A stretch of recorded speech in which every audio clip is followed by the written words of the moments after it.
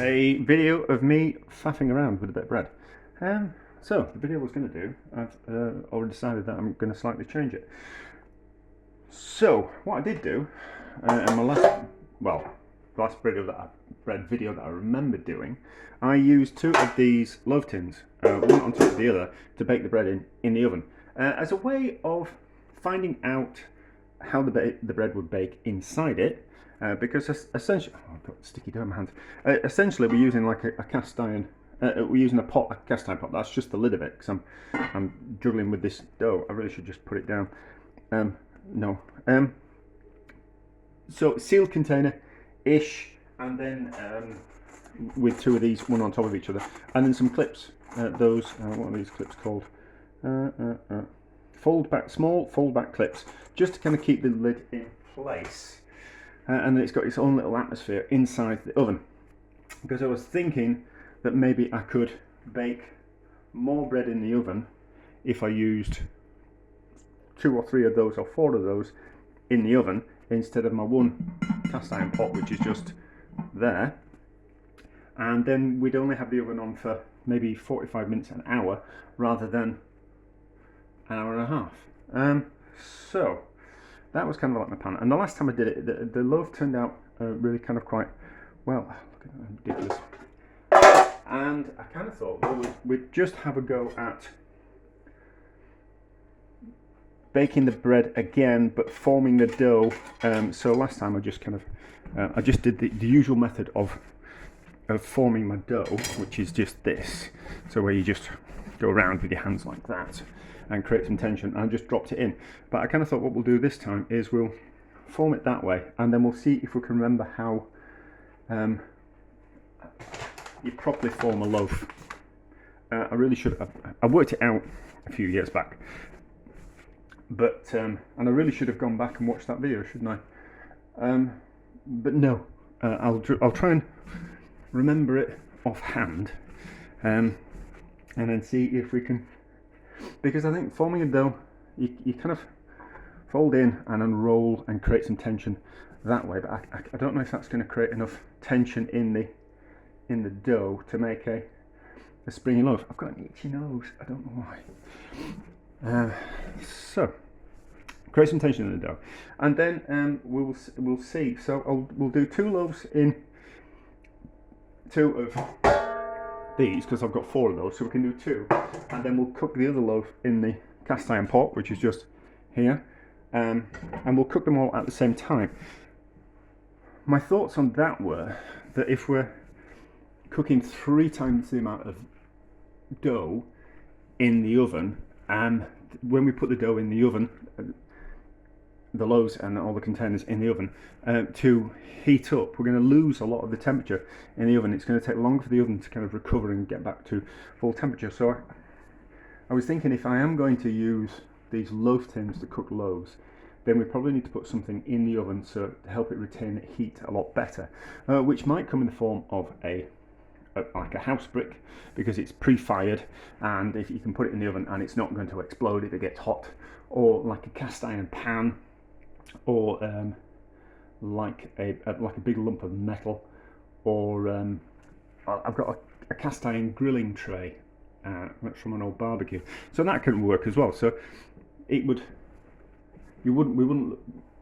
when we open the oven and put the bread in, we wouldn't lose as much heat, and there would be something in there to kind of radiate some heat out and then heat the oven back up quickly. But since as we are going to use cast iron pot and 2 other loaves, there will be enough heat retained in the cast iron pot to hopefully get the oven back up to temperature as quickly as possible, because that's kind of what we want. We don't want the bread to prove in the oven, we want it to bake as quickly as possible.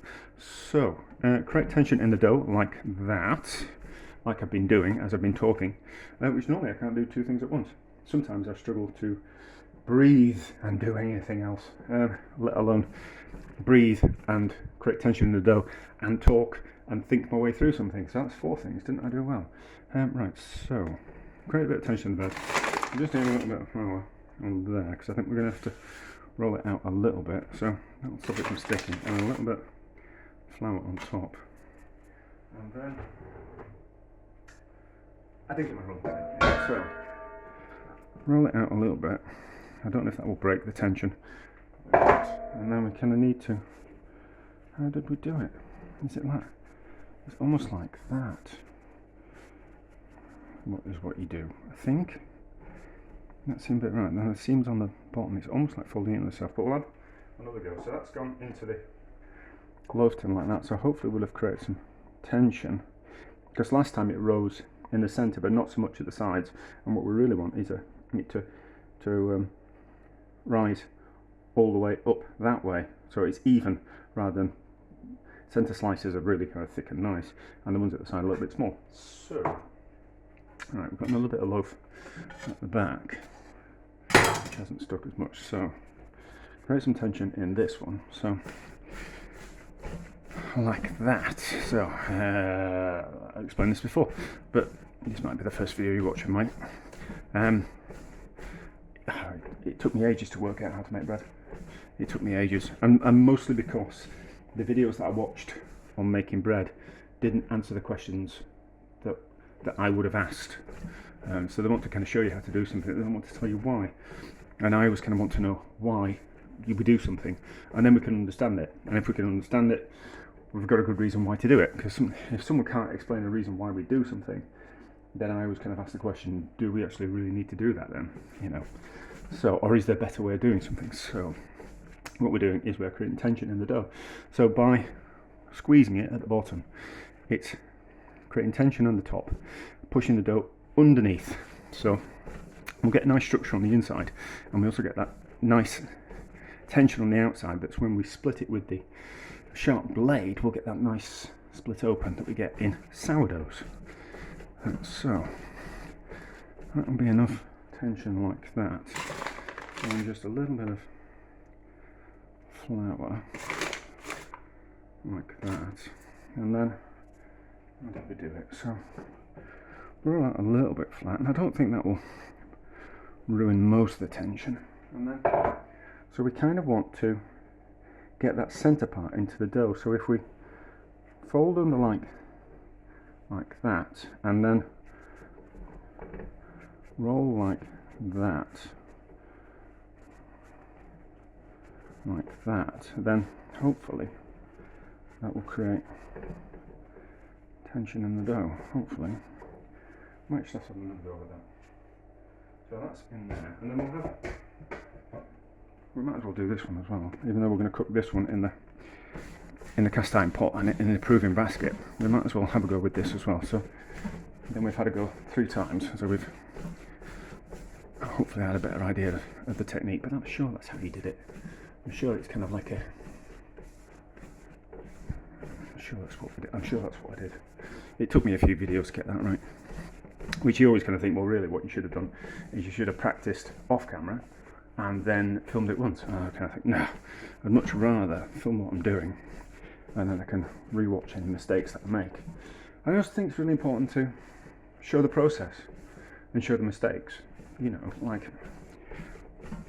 and I think about that when a butcher once tried to show me how to tie a butcher's knot, and he did it so fast that I was just like, show me again. And he did it so fast that I couldn't work out how he did it. And I was like, show me again. And he did it so fast, and I was just like, oh God, I can't see how he's doing that. So I kind of gave up. I was like, oh yeah, I'll have a go. Oh yeah, I understand it. I'll have a go. You know, kind of like, I'll have a go when I get home. And I didn't, you know, because he just wasn't. He couldn't do it slowly. You know, he only knew how to do it fast. And I don't suppose he'd ever taught anyone how to do it. So he particularly wasn't very good at teaching how to do butcher's knots. He knew how to do them, and he was very good at doing them, but he couldn't teach how to tie a butcher's knot. Whereas I kind of think if I show my mistakes and show what I'm doing slowly, then you get a much better idea of. Oh, I need to get a proving basket. You get a much better idea of kind of what someone's trying to achieve. So we do things slowly. So we want that on the outside. So we probably could have done to roll it flatter. So we took the edges in and then roll that in on itself like that, and then put that in the proving basket like that. So we've got some tension in there of sorts. So shower cap, I'll get one. Right, so I use shower caps instead of food wrap cling film, because we're trying to cut down on the amount of plastic that we use, and these things just reuse them and reuse them and reuse them and reuse them, whereas cling film, it's kind of like a one use and then throw away, and I don't like that idea. So that's going to be on there like that, and then these are going to get a lid on like that, which is going to act like the proving basket, the shower cap, and then we'll just take 4 clips like this. That one there, and one at the other side, just to balance that out.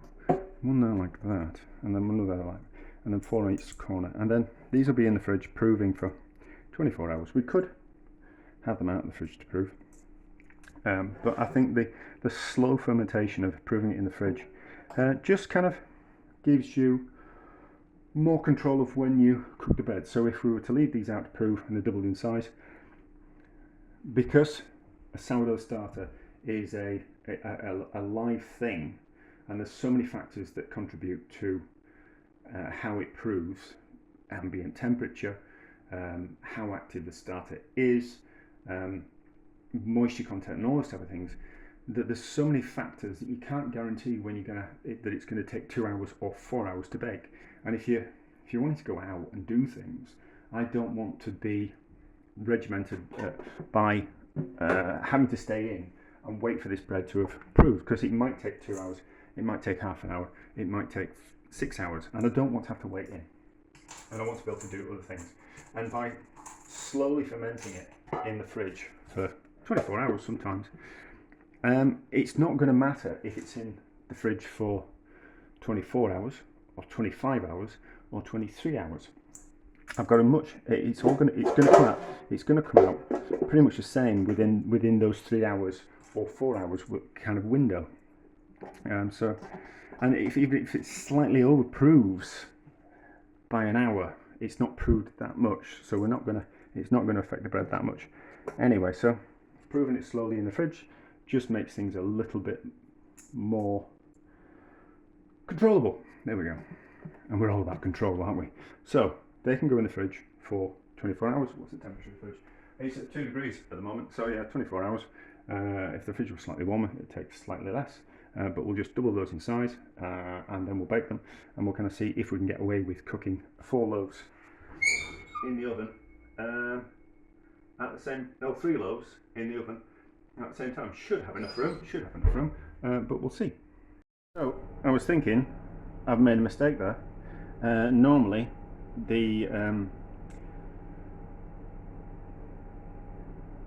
so I've made a mistake here. Normally, well, that's the top, and normally I turn that out into the cast iron pot.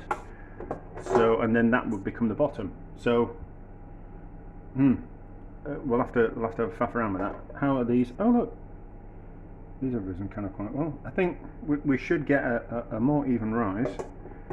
We should get a more even rise when we cook them, but they're certainly doubled in size. Now, how on earth am I going to deal with that? I'll have to have a bit of a think. So, I think I need some flour on the hands before we start. And then we need to get the cast iron pot out.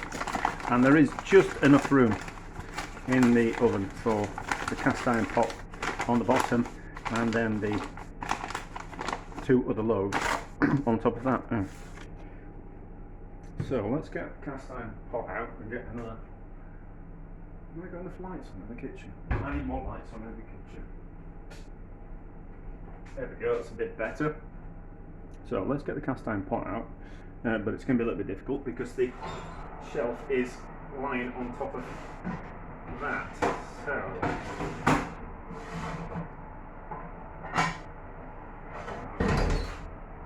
ooh, quite a bit of flour in the bottom there. We're going to get rid of that before we start. I really should have done that before I started, shouldn't I? But No, I don't. I don't live and learn. I don't live and learn. It's a constant. It's constant mistakes and not learning from them. Well, now and again. So let's see if we can just tip that out into the sink without making too much of a mess. Right, so I need to. Right, I'm going to do this. Let's take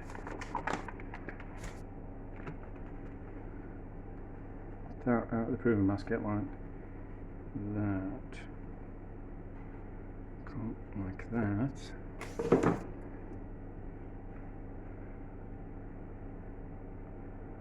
And then, ooh, I need my finger dig. I need a slicer. Right, he's got a name. I can never remember its name.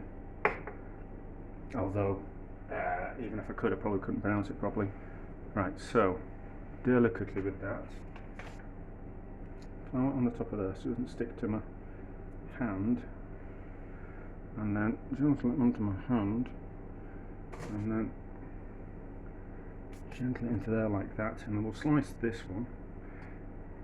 Ooh.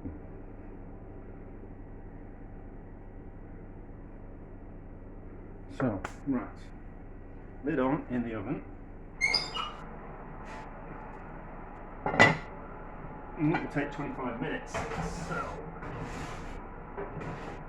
we might get in for 30.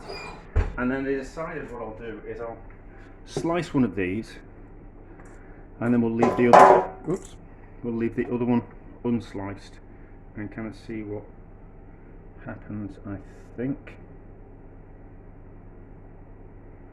probably doing a new blade on this. So that sliced one, we'll leave the other one unsliced, and then we'll be back when well, we'll have a look at these when the other loaf is ready, but they might take a little bit longer. But I think 30 minutes. We'll put it in for, so set the time for 30, and then that'll compensate for more things being in the oven, and the oven not just being quite up to temperature just quite as quickly. And I think 5 minutes will probably do it.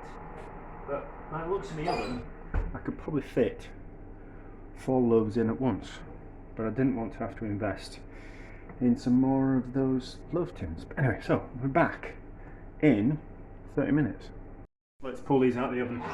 It smells like it's ready, and the oven's smoking. Can we get that out without burning myself?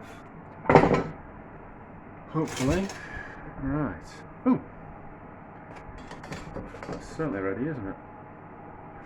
That's certainly ready. And then I'll turn it upside down, and then it fits a little bit easier in the oven. Also, that works for putting things in the fridge as well. So if you're putting pans in the fridge and the lid is stopping it from going into the shelf, just turn it upside down like that. So I go back in there, and then let's gingerly pull these out and have a look. I think they'll be ready.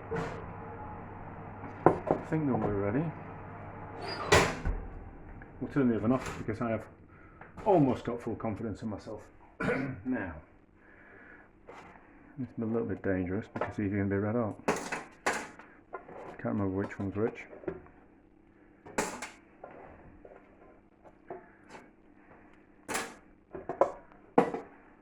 That's better, isn't it?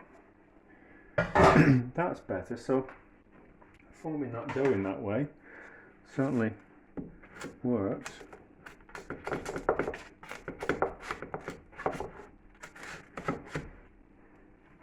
It will come out of that. That's alright now. That's certainly better than the first one that I cooked in those. And then how about this one? We'll cut into them when they cool down a little bit. Now this will be the sliced one. Oh, look at that! Look at that! That's impressive, isn't it? That is impressive. although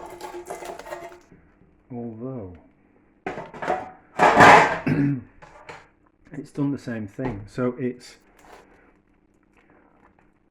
risen well in the center, but then those two bits have done the same again. So perhaps it was the slicing of the loaf that makes it do that, whereas the non-slicing of the loaf goes like that. So we get a much better even loaf to kind of slice to make a sandwiches and toast out of. But we do like that one because it goes like that and we get that lovely split. So, and then obviously with this one we have got the split, but forming it into a proper loaf hasn't made, it's actually made a worse loaf. Not worse tasting because it's going to be delicious, but it hasn't got that nice split as it has normally. So we'll let those just cool, and then we'll that looks lovely, does that, doesn't it? That looks lovely. It's just a shame it does that. I'm rather proud of that one. So we'll take a picture, we'll let them go cold, and then we'll cut into them and we'll see what we think. Cool enough. Don't need to slice into that one, but we will slice into this and this. That stayed crispy. That's got a little bit softer. So as a comparison, we can see those there. Right. My knife could do with sharpening. I'll never bother. It's alright apart from that at the top. How does this one look?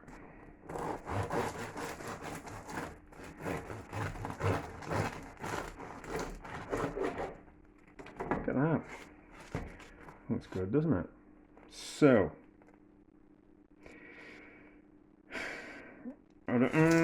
yeah, so that one looks nicer, but it's got those smaller bits at the end there, which are kind of like, you can't really use those for a sandwich, can you?